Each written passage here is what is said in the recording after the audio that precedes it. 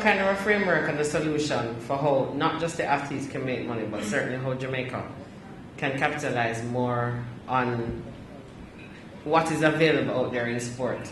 But like everything else, I'd like to give people the facts. I mean, first of all, for the Gleaner Farm Media House executives to take on an initiative like this, it's extremely brave and optimistic in these days. So the Gleaner should be congratulated. Just to let you know that a lot of what the athletes make in the business are from broadcasting rights. All right, let me just throw some figures at you. It may be a little hard for you to understand, but I'm gonna make it real, keep it real.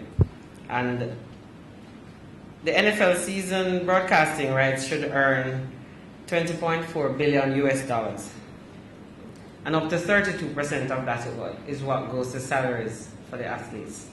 So think about it in the Jamaican context. Our media houses, they do carry a lot of sports, but in terms of media rights and how formal we become, it's going to be critical to us. The Indian Premier League cricket pays up to $1.5 million for 45 days for the year. So I know a lot of us quarrel that the West Indies players them now play nothing, and they make a lot of money. But cricket, which is the second most popular sport in the world because of the Indian population and Pakistan, believe it or not. When you look at population helps, right? And let me just be very clear, track and field is not even on the top 20 most watched sports in the world. So it presents an opportunity for Jamaica from a competitive and comparative advantage that we're doing well, we're creating waves and avenues for a sport that is loved particularly in the Caribbean and Europe, but it is not within the top marketing and earning dollar range that we would like it to be. So when we go into the conversation with those two facts, then we'll understand what we're dealing with. Some brands that we've been associated with over the years, and Mr. Chang, I'm not trying to show you up, but also Puma, that has been with us for a little while and has contributed significantly to Jamaica's track and field development. Their projected earnings for this year, and the Gleaner, I think, really trying to set me up. They published the article yesterday, so they know that I have to come and present the real thing. The earnings is projected at US 4.3 billion.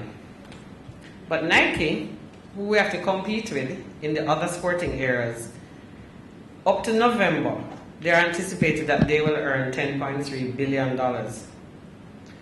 They have online ordering, which they're expected to capitalize on. And I will tell you, Miami Heat player LeBron James, who's probably the most hated player in the NBA because I'm choking the finals, his shoes, he's selling the most online. Okay? And that is what Nike's projections in terms of, I'm not going to get into the accounts of it, but the share values and so on. But these are the three major companies. Adidas, first quarter earnings is US $4.7 billion. And of course, Market Watch published the article just this week. So here is who we have to compete with in track and field. That's the top 10 earning athletes, and this is what they earn per year. And even though Tiger Woods messed up, he's still valued, by the way, at $110 million. That's right? US, all of these figures is US dollars. I will quote no Jamaican figure unless it's specific. The J will be there, right? On this list, you have golfers. Phil Mickelson is 40. Tiger Woods is 35. Alex Rodriguez, who is a New York Yankee player, he took steroids. The Yankees said, okay, there's no more deal. So the Yankees pay him. The Yankees pay him $275 million for 10 years. So he has no endorsements. Alex A-Rod doesn't make any money from endorsements. That's just plain salary. So he gets $27.5 million. His batting average is now, I think, 0.5 if you follow baseball, which is going on now, by the way. So this is, because the world is contracting, these are people we're competing with. And so we love football. Turns out, by the way, that it would be in our best interest, and my friend Berchel Gibson is here, to play a little more football in this country. Because that's where the dollars Really, when you talk about Messi and so on. You know, next slide, please. The basic competition, 50 top paid athletes in the world, 80 of them are basketballers, 8 are baseball players, 7 race car drivers, 6 are football/soccer, and because we're going international, I have to be careful that I say football. 4 golf, tennis. There's only one woman on the list, by the way, right? And NFL, the same amount. 3 NFL, 3 tennis, and there's 1 boxing. There are some figures which are thrown about, and I'm not coming here to tell him my boss business, but he's nowhere even near any of these earnings in terms of yearly figures, right? And these are some real hard facts. But here's where it gets harder to understand. We're competing, track and field is competing with sports that have, for the regular season for basketball, and this is an estimate across the board, they have 4,860 hours just for the regular season of broadcast of basketball. Talking about 81 matches, 2 hours, and if it's going to double overtime and triple overtime, you know how that goes, right? And so you're talking about broadcasts of that just before it gets into the playoffs. You're talking about from Halloween weekend, end up 31st of October, right through until June. That's when basketball.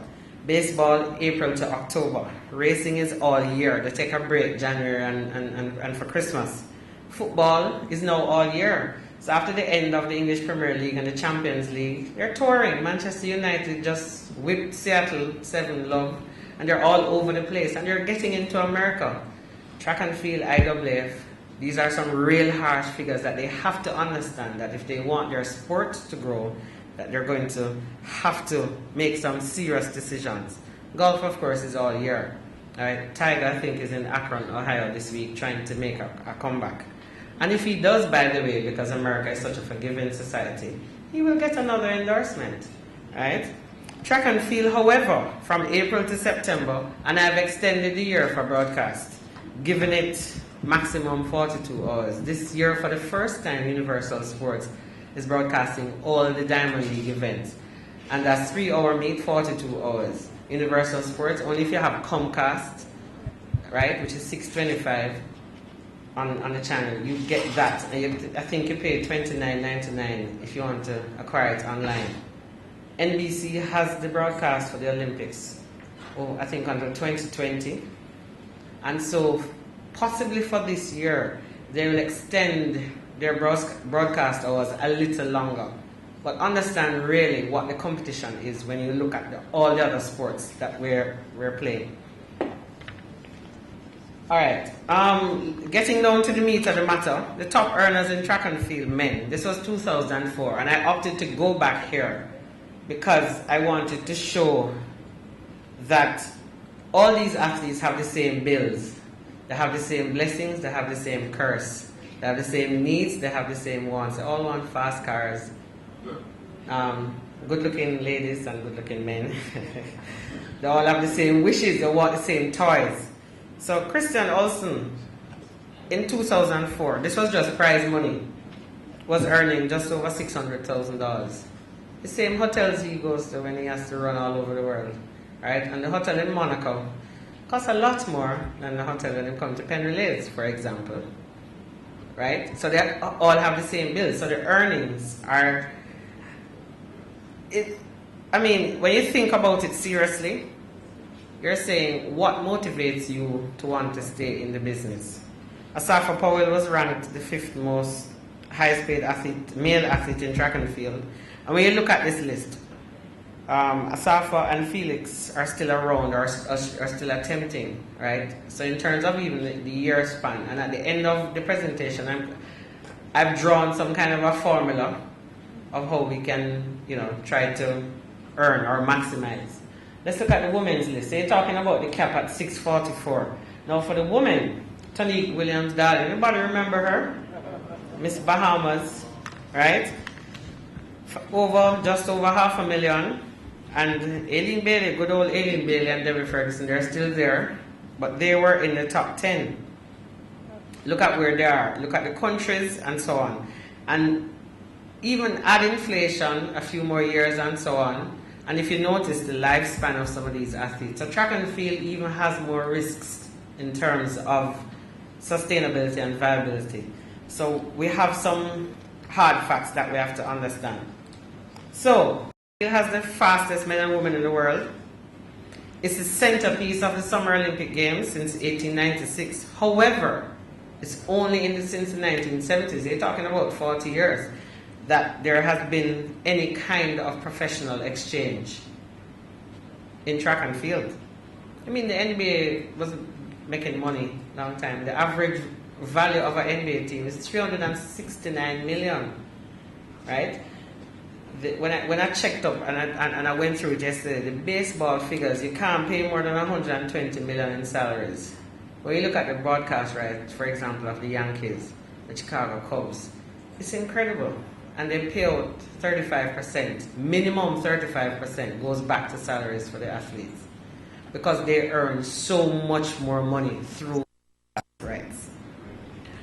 Jamaica, and Puma has shown it, Adidas did it back in the day. We had some Reebok athletes, we had Nike athletes. We have competitive and comparative advantages. However, track and field has this thing where it has been literally scorned by drugs. And if you notice, there's, Jackass at the world level. A-Rod takes drugs. He's still in his team, earning significant amount of money. One of our athletes get caught, and I say athletes, track and field athletes across the world, they're banned for life and so on. So in terms of the balance, we have to figure out, while we're making rules as to how we capture and so on, there is a balance. Are we going to live with it and pay the athletes, or are we going to be pure as we can think we should be? So here's how Jamaica can capitalize. We must make some investment.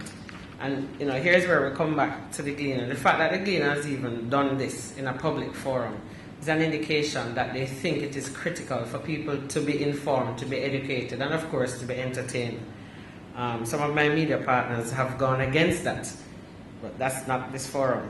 So, but academic programs, universities have to invest. We have to write our own stories. We have to own our own content. It is unbelievable that when I travel, I see things coming out of this country that I know are not true, that are being produced by people that we don't even know. They don't even know where Jamaica is on the map, but them have Jamaican content. We won't be able to produce all our content, however, but it is critical. Content is king. This is what, in the new age of technology, we'll be earning from significantly. So the academic programs, we have the talent. We have the talent. Dear God, if we create any more stars in this country. However, what is critical, right, and we think about that. The Michael has trained some PE teachers too, and they're in high schools, they're in schools across the island. But we now need to get involved in the management, the grooming, the people that teach these youngsters how to communicate effectively. Marketing and promotion.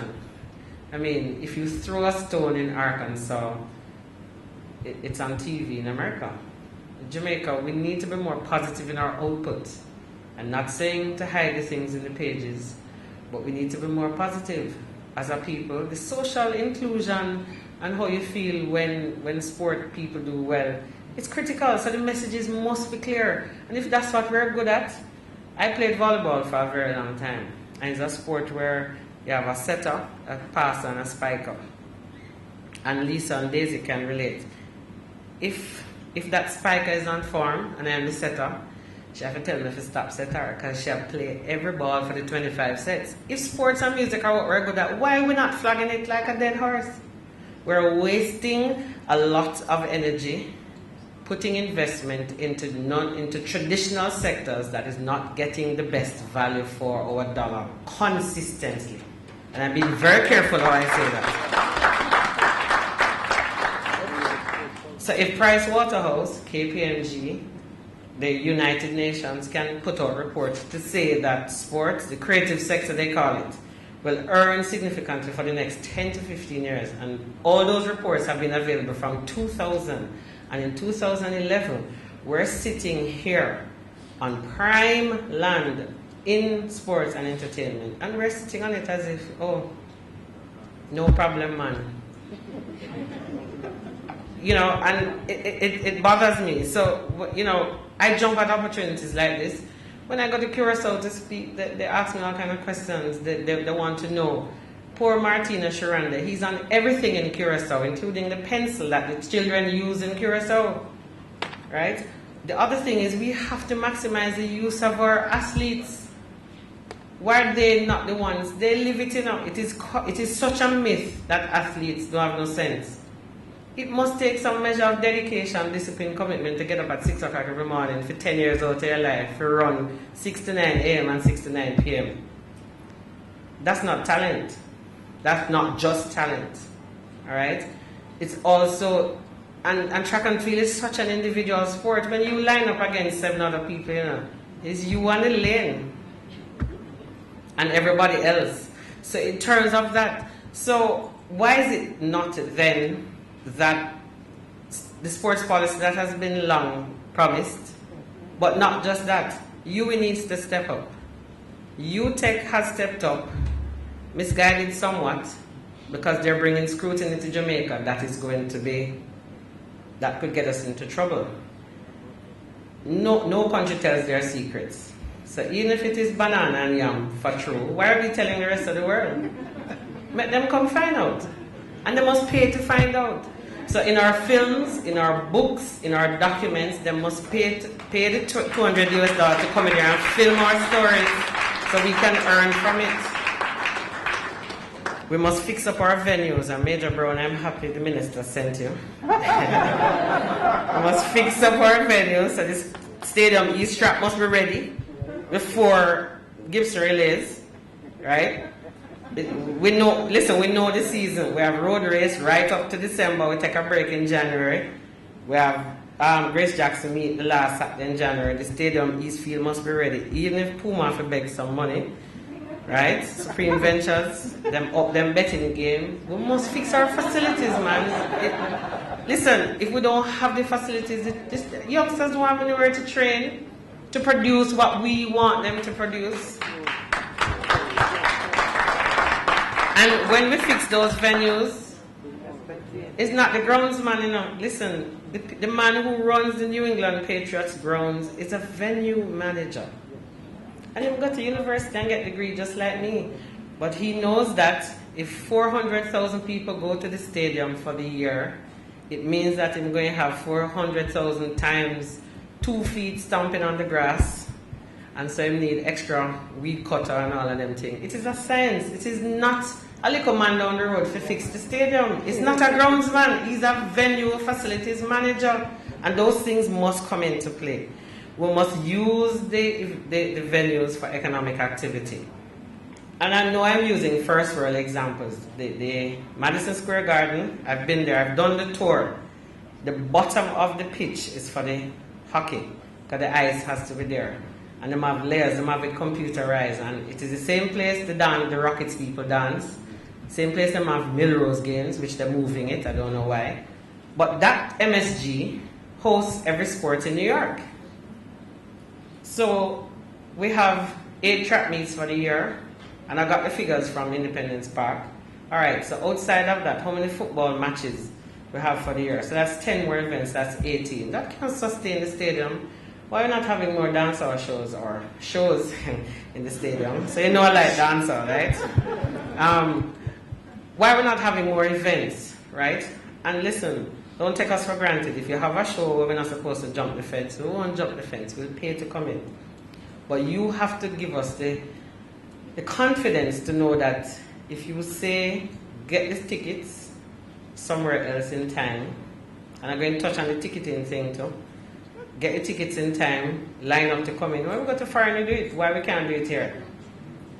As for ticketing, at the conference I did in May, I want, and I'll be the first to tell you, I would pay $20,000 per year for my seat in the stadium, GM21, I'll know the seat. I will pay $20,000 for the year to go to the 20 events the stadium will host. I will run it on my credit card. It is to be delivered at my home. And if I don't want to go, I don't have to go. And if I want to send my friend Paula to sit in my seat, I'll give her a ticket. But me want the tickets. I don't want to have to line up like crab in a barrel the day before champs and all that kind of thing. Nonsense. If it's 64 years we're doing this thing, or 110, but certainly 64 years at the international level, why then can't that aspect of our business be more organized? And, you know, ISA, J3s, all of those people, get it together. We cannot go after 50 years. Certain things, 50 is young, 50 is the new 30, but there are certain things that we must get, because if we have 80-year-old people on Facebook, it means we're expanding our reach. And so we must be up to date with those things. Nutrition. Our nutrition programs must be the typical basic balance, the six lines of nutrients. We must invest in that. We must invest in that. Listen, to be running, you can't run 9.58 for 4 years consecutively. That's also another myth. It's like the airplane can't fly at the same speed consistently, right? But our athletes must be fed. Our athletes must be fed. And since we have the yam and the banana and the dumpling and thing, feed them, but we must invest. Because when you're going away, you're running against people who have great nutrition programs. By the way, some teams have nutritionists on them, right? And I spoke about content. We must begin to own our own content. And again, I congratulate the Gleaner, because what the Gleaner is doing is really making sure that when any research through the institutions are to be done, that they have the information. A quick model to follow. So we have identified talent. We then need to have technical development, skills and the academic and so on. The grooming and the preparation, the social, the financial, the communications. Listen, and you're never too young to get a team around you. You're never earning too little money to pay people to help you. Right? You have people who will handle competitions, and you have people who will build the brand and relationships. So the fact that I can call the general manager of the Gleaner and say, listen, my boss is running and so and so, and I want to make sure that, that's not bribery, by the way. You're asking for placement. Relationships. I know the producer of Smile Jamaica, the producer of CVM, the producer of all the other stations in the country and in the region and in the United States. You can call your friend at Puma and say, listen, my athlete is going down to the country and he wants to have a camp. Can I get 400 t-shirts? The camp they run for 5 days. You're talking about impacting on 200 children, right? Those things must be critical. Diversification of the brand. If you're big enough, and stars are born, some of them are made, and I know that's a discussion that we can have, but however it is, diversify them. So if they can get a book, if they can own real estate, can get a restaurant. You see where I'm heading? And then you strategically position that person to be the messenger for the positive messages we have in our country. There's so many positives in this country, When I see Shaggy on George Lopez show, some of you don't even know where George Lopez show is, some of you don't watch TV that much. When I see Ziggy Marley on, I work for myself, by the way, so I'm home a lot, right? So I watch MSNBC at 2:25, and when I see Ziggy on that magazine show in the middle of the day, I'm like, okay. And I send him a Twitter message and say, boy, that was a great interview. This is a young man, who still don't pick up her results from George's. And it was hip not to speak English back in the day. And when I hear Ziggy now, I'm like, he has a 1 in English in CXC, by the way, and speaks well. And so he has matured. And he's having conversations now. He's no longer man kind of a thing, because he has seen the light. And becoming a legend. And he got help. He has help from his family, but he paid people to help him. They have interview coaches. LeBron James has an interview coach. So when he talk, it's not the LeBron that grew up in Akron. This is LeBron James, the king of basketball. And so we have to ensure that we protect, and those are income earners, so we have to secure that. So the importance and role of a support team is for emotional support. It's lonely out there when you're at the top, so we have to support our athletes emotionally. We have to help to diversify the brand. We have to cover all the areas. We don't want them to walk street and kick stone when them done run. So we give them all the help we can and the consistent messaging, and we have to plan. Miss Desmond, we're planning to fix the track by December, right? Because we can't skid in 2012, you know. How much medals we got at 2000 in Beijing? I don't even remember now, because I did so much research for this. I don't even remember, but we got a lot of medals and we want to increase it. And I'm telling you, the US right now, I know, because I'm friends with some of them. Leroy Burrell, Carl Lewis, Clyde Drexler used to play for Portland. They're now at the University of Texas, trying to create people to beat us in 2012 and 2016. So we can stay in Kingston and lie down and think that the rest of the world not coming after us. We're in deep problems, okay? I'm serious. And Asafa is 29 in November, so too is Steve Mullins is 29, and the age is getting younger and younger. Give thanks to Merlene, she is phenomenal, okay? They don't born like that these days, right? They don't make anything like that these days, by the way. But I'm saying, the athletes are getting younger. So there's some little 19-year-old, that guy Joseph Richardson in the hurdles that surprised everybody last week. Half of my friends on Facebook asked me, who is that guy Carole in the locks? He's an NCAA championship. That's how they emerge. And they're creating the athletes. So we cannot sit on our laurels in this country and figure that the rest of the world not watching us. 1975 to 1995, we dominated cricket. I've been to countries and I've seen our tapes. I've seen 9-year-olds in schools watching Garfield Silvers, Vivian Richards. Now they're cutting our behinds properly in cricket. If we are not careful, they will do the same thing in track and field. And the money is not enough, so it can't share up for everybody. So, but if we have that competitive advantage, Jamaica must be able to capitalize on the little money that IWF is putting together. Okay, here's an organizational chart. Typical, easy. The athlete is the boss, believe it or not. And so that's typical. That's what my team looks like. That's the only secret you'll get from my team. And Norman Peart is here, so too is Garfield Cope. And you can see where I fit. We run a flat organization. And that's how essentially we only have two and a half lines of communication. Right? So it doesn't take too long to get to the top. And everybody is involved in decision making. Alright? So, and when people make mistakes, you have open door policy or open gate policy, and people talk to each other. Alright, I'm getting down to it now. So here's the formula that I am suggesting, and here's where I'm going to get into trouble. Alright, the potential value of the athlete. We must know by now how much our athletes are worth. Okay? We've been there now. So if this athlete is 19, even with injuries, and they have a potential 10-year span, we do an estimate. Then the actual value is the salaries and what they'll earn from competition and other endorsements. And I put motor vehicles and real estate because they'll start acquire these things by then. So the real value is the actual value minus the potential value. How many years are going to be in the business? And of course, the projected number of years they have left in the business. And then the value of the business deals.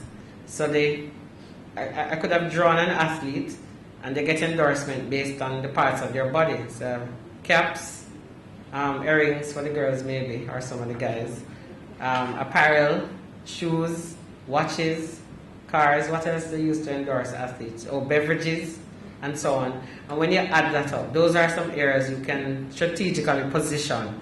So the solution or the answer is really, which is B minus A, and I'm sure the cleaner will have this presentation on their website. So don't look at me like that. And you add the number of years that you're going to be in the business, you know the overall worth. And if you have an institution with 40 of them and you average it across, that's the value of your team. We have MVP, racers, as established organizations. MVP has been at it longer than racers in an organized way, let's not forget that. But when you talk about the average value of the club, you talk about the potential of years, and you can multiply, and the financial people in here can help me out there. It is critical for us to estimate our value. So when we're renewing, and I know it's not Mr. Chan, Desmond, you can tell the Jays Rays, when they're renewing their relationship with Puma or any other sponsor, they should say, we have 300 elite athletes, valued at an average of X, and they'll be around for X number of years.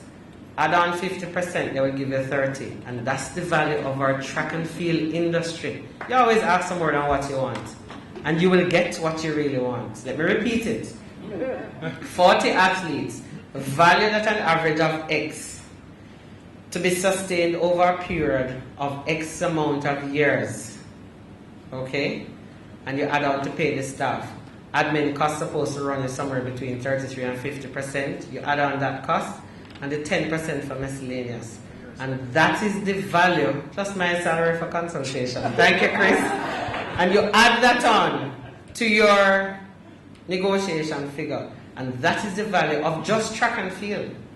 And if they're not coming with that, you say to them, well, you have to break up the value. So I want apparel, I want contributions to foundations, I want investment in schools across the island, in hospitals, because their families are, they're into the business, right? So that is my suggestion. So I think this slide is the most important one, the one before, right? That slide. Okay, so I found some quotes, the team thing. Believe it or not, we have to work as a team, whether it's country, whether it's individual, whether it's club. It's one Jamaica. So teams share the burden and divide the grief. That's Doug Smith. John Scully says the future belongs to those who see possibilities before they become obvious. So when all those companies saw the future in Veronica, you're saying Bibi Gardner, Ricardo Fuller, right? Ricardo Fuller is up there in football, by the way. Football has a whole heap of money, so we probably should shift some of them to playing football. I see my boss saying that I'm going to play after. So that's more money for me, because more bigger money, right? Anyway, coming together is a beginning, keeping together is progress, working together is success. I'd like to challenge the politicians to use this as their mantra going forward, and probably postpone the elections until 2013, because there's no disrupting our performance at the Olympics next year. And Don, you should probably tell them that. Anyway, I hope I was able to stir your imagination, give you some good ideas, and I'm sure you'll be asking me some questions. You may contact me. Most of you know where to find me. And when all else fails, try Google. Thank you very much for listening, ladies and gentlemen.